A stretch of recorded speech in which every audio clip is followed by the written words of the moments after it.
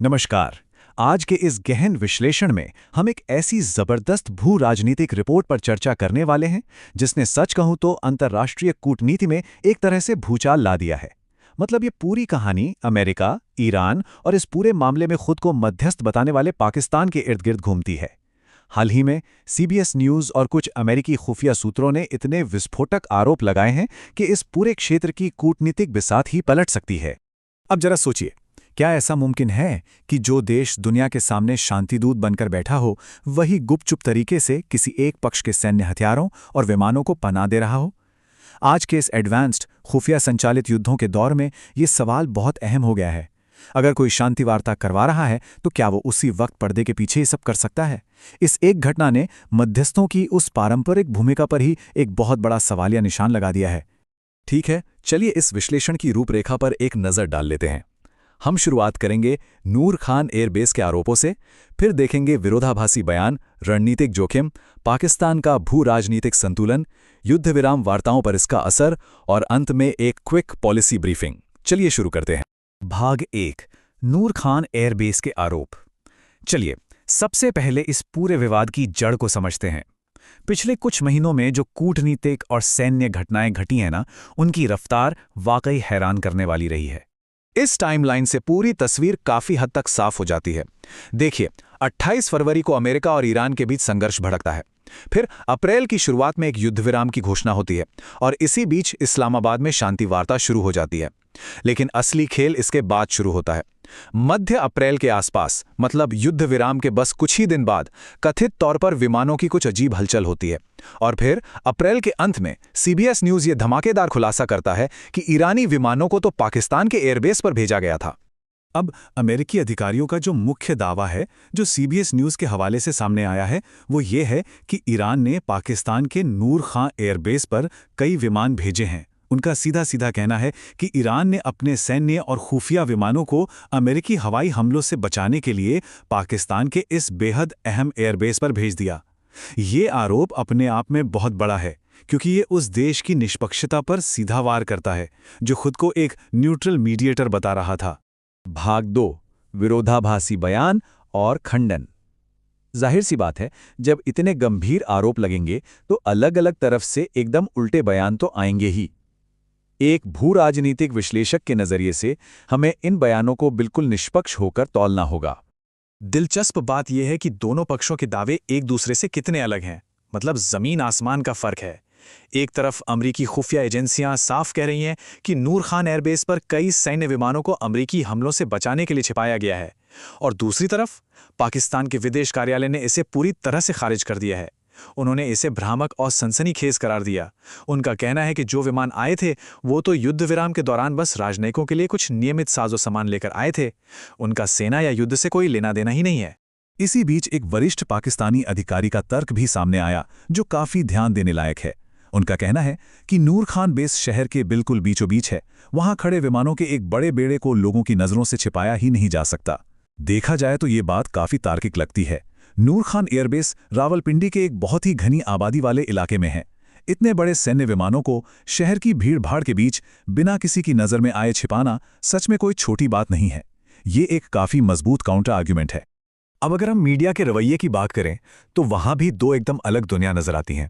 पाकिस्तान का घरेलू मीडिया अभी भी इस नैरेटिव पर टिका है कि पाकिस्तान एक बिल्कुल तटस्थ, स्थिर मध्यस्थ है जो इस्लामाबाद वार्ता को सफल बनाने में लगा है। इसके ठीक उलट ग्लोबल मीडिया जैसे सीबीएस और बाकी अंतर्राष्ट्रीय आउटलेट्स इस बात की तह तक जा रहे हैं कि क्या कोई दोहरा खेल चल रहा है। वो अमेरिकी खुफिया जानकारी के आधार पर सीधे सीधे पाकिस्तान की तटस्थता पर सवाल उठा रहे हैं। भाग 3, रणनीतिक जोखिम और विमान के उपकरण। खैर, बयानों से आगे बढ़ते हैं और इस पूरे मामले के हार्डकोर तकनीकी और सैन्य पहलुओं को समझते हैं। सवाल यह है कि ईरान अपने विमानों को वहां भेजेगा ही क्यों और इसमें खतरा कितना बड़ा है। इसके लिए हमें रणनीतिक वायु संपत्ति फैलाव यानी स्ट्रैटेजिक एयर एसेट डिस्पर्सल को समझना होगा। असल में होता क्या है, जब किसी देश को लगता है कि उस पर हमला होने वाला है और उसके रडार या रनवे तबाह हो सकते हैं, तो वो अपने सबसे कीमती विमानों को किसी सुरक्षित सहयोगी या तटस्थ देश में भेज देता है।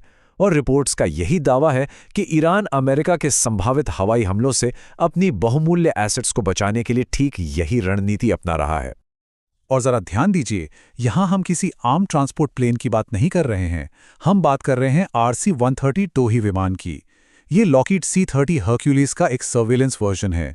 इसका काम है इलेक्ट्रॉनिक इंटेलिजेंस इकट्ठा करना, सिग्नल इंटरसेप्ट करना और अमेरिकी नौसेना और रडार की हर एक हरकत को ट्रैक करना।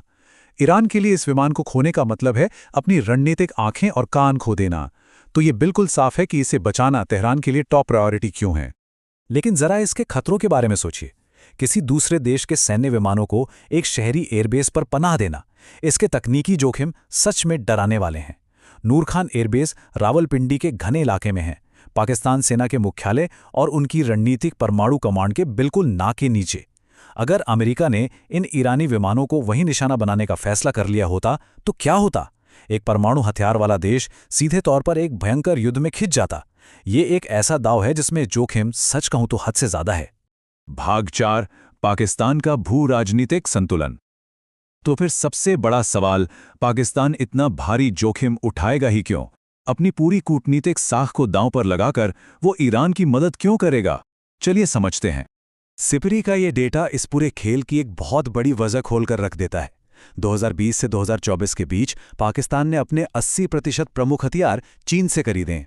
और चीन कौन है? ईरान का सबसे पक्का अंतर्राष्ट्रीय सहयोगी। तो इस बात की पूरी संभावना बनती है कि चीन के भारी दबाव की वजह से ही पाकिस्तान को शायद ईरान की मदद करने के लिए मजबूर होना पड़ा हो, क्योंकि वो अपने सबसे बड़े हथियार सप्लायर को तो किसी कीमत पर नाराज नहीं कर सकता ना। चीन वाला एंगल तो है ही, लेकिन पाकिस्तान की अपनी रणनीतिक मजबूरियां भी हैं। देखिए, भयंकर महंगाई के इस दौर में इस्लामाबाद को ईरान से सस्ते तेल और ऊर्जा की बहुत सख्त जरूरत है। इसके अलावा बलूचिस्तान सीमा जो दोनों देश साझा करते हैं, वहां कोई भी अस्थिरता या उग्रवाद पाकिस्तान के लिए एक सीधा सिरदर्द है। तो खुद को क्षेत्रीय अलगाव से बचाने और सीमा पर शांति बनाए रखने के लिए तेहरान को खुश रखना इस्लामाबाद के लिए कोई विकल्प नहीं, बल्कि एक मजबूरी बन जाता है। और अगर हम थोड़ा पीछे मुड़कर देखें तो ऐसा पहली बार नहीं हो रहा है। भूगोल अक्सर एक देश की सबसे बड़ी ताकत होता है और सबसे बड़ी कमजोरी भी। चाहे वो शीत युद्ध का समय हो या ओसामा बिन लादेन वाला अमेरिकी ऑपरेशन, पाकिस्तान की ये जो भौगोलिक स्थिति है ना, ये उसे बार बार इन वैश्विक महाशक्तियों की खींचतान के बिल्कुल बीचों बीच लाकर खड़ा कर देती है। भाग 5, क्षेत्रीय युद्ध विराम वार्ता पर प्रभाव। तो कारण और जोखिम तो हमने समझ लिए, लेकिन अब बात करते हैं इसके कूटनीतिक झटकों की। खासकर अमेरिका और पाकिस्तान के आपसी रिश्तों पर इसका क्या असर होने वाला है। वॉशिंगटन की प्रतिक्रिया आने में बिल्कुल देर नहीं लगी और वो काफ़ी तीखी थी। अमेरिकी सीनेटर लिंडसे ग्रैहम का बयान देखिए। अगर ये रिपोर्टिंग सटीक है तो मध्यस्थ के रूप में पाकिस्तान की भूमिका का पूरा पुनर्मूल्यांकन करना होगा। ये साफ दिखाता है कि अमेरिका इसे कितनी गंभीरता से ले रहा है। अगर वॉशिंगटन का भरोसा टूटता है तो इसके नतीजे बहुत भारी पड़ सकते हैं। IMF से मिलने वाले आर्थिक पैकेज पर रोक से लेकर कूटनैतिक प्रतिबंधों तक कुछ भी हो सकता है। चलिए देखते हैं कि ये सब एक एक करके कैसे आगे बढ़ता है।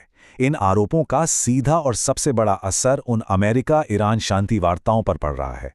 पहला कदम, अमेरिका का पाकिस्तान की तटस्थता से भरोसा पूरी तरह उठ जाता है। दूसरा, ईरान, क्योंकि उसने अपने सर्विलांस फ्लीट को बचा लिया है, वो बातचीत में खुद को ज्यादा ताकतवर स्थिति में पाता है। तीसरा, इस वजह से ईरान की मांगें और कड़ी हो जाती हैं जो अमेरिका को मंजूर नहीं। और नतीजा, इस्लामाबाद वार्ता के पूरी तरह से ठप होने या विफल होने का खतरा मंडराने लगता है। भाग 6, कार्यकारी नीति ब्रीफिंग का सारांश। तो चलिए, अभी तक हमने जितने भी डॉट्स कनेक्ट किए हैं उन्हें एक हाई लेवल पॉलिसी ब्रीफिंग के तौर पर जल्दी से समराइज कर लेते हैं। तो सबसे अहम बात यह है कि ये पूरी स्थिति कितनी उलझी हुई है।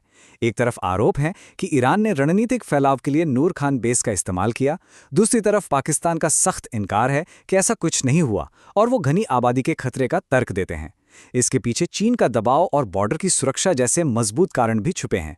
अमेरिकी सांसद अब पाकिस्तान के इस मीडिएटर वाले दर्जे पर सवाल खड़े कर रहे हैं और इस सब का निचोड़ ये है कि अमेरिका और ईरान के बीच वो नाजुक सी युद्ध विराम वार्ता अब भयंकर रूप से खतरे में है। और ये नंबर 1, इसे हमेशा याद रखिए, अंतर्राष्ट्रीय कूटनीति के खेल में दशकों की मेहनत और साख को मिट्टी में मिलाने के लिए बस सिर्फ एक खुफिया राज का खुलना ही काफी होता है। विश्वास बनाने में सालों लगते हैं, लेकिन उसे टूटने के लिए सिर्फ एक छोटी सी लीक की दरकार होती है। और इसी के साथ हम उस सबसे बड़ा सवाल पर आकर खड़े होते हैं। आज के इस दौर में जहां आसमान से सैटेलाइट्स हर इंच पर नजर रखे हुए हैं और खबरें सेकंडों में लीक हो जाती हैं, क्या कोई भी देश सच में दो लड़ती हुई महाशक्तियों के बीच एक पूरी तरह से तटस्थ पुल बन सकता है? क्या इस दुनिया में न्यूट्रल रहना अब मुमकिन भी है? ये एक ऐसा सवाल है जिस पर हम सबको जरूर सोचना चाहिए। इस गहन विश्लेषण का हिस्सा बनने के लिए बहुत बहुत शुक्रिया।